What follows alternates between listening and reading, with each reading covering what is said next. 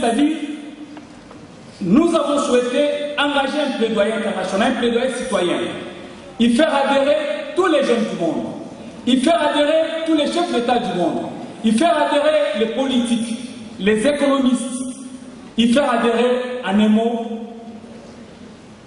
toutes les populations du monde pour dire nous demandons à la communauté internationale, aux Nations Unies, que d'ici un an, d'ici 2013, que tout le monde soit mobilisé pour que nous demandions au secrétaire général des Nations Unies, au Conseil de sécurité, aux pays membres des Nations Unies, que la jeunesse du monde mérite aujourd'hui, que vous puissiez penser à la création d'un fonds qui a manqué de toute votre histoire. Ce fonds, c'est le plus meilleur cadeau du millénaire que vous puissiez donner à la jeunesse du monde, Fonds mondial pour la jeunesse et l'emploi de jeunes. Voilà, mes chers amis, notre message. Nous sommes venus que ce forum qui nous réunit pour qu'il soit crédible. Parce que je pense que ceux qui ont quitté chacun leur pays, nous retournons à Abidjan. Les jeunes de vos villages, les jeunes de vos villes ont entendu beaucoup de conférences, de colloques, de recommandations depuis 67 ans. Est-ce que vous ne pensez pas qu'aujourd'hui, nous avons le devoir de faire du concret, de demander du concret, pour que notre forum soit crédible, que nous puissions de façon concrète, qu'ils entendent de vos villages, de vos pays, que les jeunes leaders, avec le ministre bien sûr qui sont venus nous honorer à Abidjan, nous avons réclamé, nous avons demandé à la communauté internationale qu'elle pense à créer ce fonds.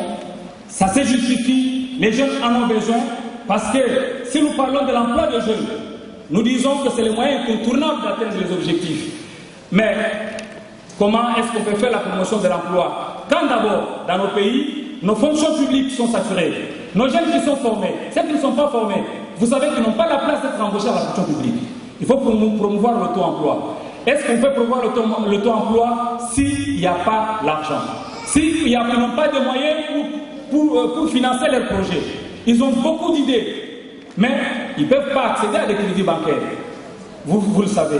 Le seul moyen aujourd'hui, c'est que si au niveau mondial, il y a un fonds qui est créé à leur faveur, c'est que nos États, dans leur politique de lutte contre le chômage, ils pourront peut-être trouver des prêts auprès de ces fonds mondiaux pour financer notamment l'auto-emploi.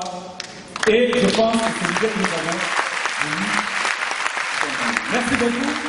Donc je voudrais d'abord, si vous le permettez, saluer notre ministre des Tutelles du pays qui nous accueille, le ministre Alain Lobognon, que je voulais que vous l'acclamiez encore. Parce que cette rencontre est automatique. Mais si j'ai dit que je voulais le saluer, c'est parce que je pense que quand je suis arrivé en Côte d'Ivoire, quand il nous a accueillis, quand il nous a reçus, le ministre a été spontané et a été concret. Il nous a dit, nous n'allons pas aller à beaucoup de théories, ce qui est important c'est les actes. Ce message, nous le porterons au plus haut du monde, là où il faut qu'il arrive, nous nous battons pour que ce message puisse arriver. Et si nous sommes là ce matin, c'est à la coupe de monsieur le ministre.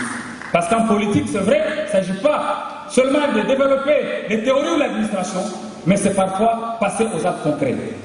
Et aujourd'hui, notre message, monsieur le ministre, nous vous remercions, parce que si nous sommes là, c'est grâce justement à votre engagement spontané qui a fait que toute cette délégation a attendu ce forum. Nous sommes en Côte d'Ivoire, nous sommes satisfaits de participer à ce forum. Nous tenons à vous remercier, monsieur le ministre.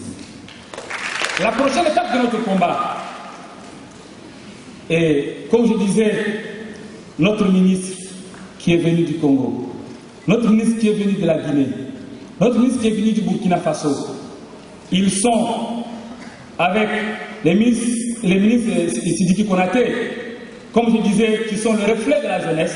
Nous sommes heureux d'être avec eux, c'est de leur demander qu'ils soient nos premiers complices, qu'ils soient nos premiers soutiens, que dans chacun de nos pays, nos chefs d'État, nos gouvernements, à travers leurs actions, soient sensibilisés pour qu'ils ajoutent leurs actions diplomatiques, leurs actions politiques, pour que ces plaidoyers, nous le pensons et nous en sommes convaincus, d'ici la prochaine Assemblée Générale des Nations Unies, cette idée fera le tour du monde Et comme Voltaire le disait, un fait que nous avons allumé aujourd'hui en Côte d'Ivoire, que nous avons allumé en Guinée, que nous avons allumé au Congo, que nous avons allumé au Burkina Faso, ce fait appartiendra aux 192 pays membres des Nations Unies et nous serons fiers de voir que ce fonds mondial est mis en place et nous serons heureux de donner, en tant qu'ambassadeurs de nos jeunes, donner ce cadeau du millénaire aux jeunes de nos pays. Voilà le concret. Je voudrais que vous associez à ce combat.